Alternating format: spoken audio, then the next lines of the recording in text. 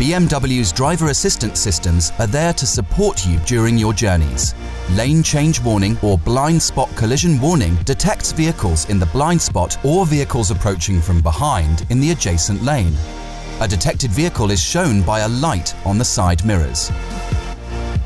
For situations with a risk of collision, for example an indicated lane change, while a vehicle is detected in the blind spot, a warning is issued. In high-risk situations, a steering intervention is executed additionally. You can set the warning level of the lane change warning by selecting Car, Settings, Driver Assistance, Safety and Warnings, Lane Change Warning.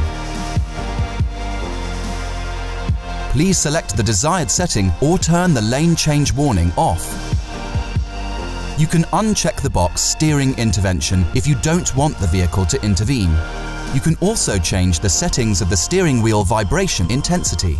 In the same Driver Assistance menu, please go to Feedback via Steering Wheel and set the desired intensity.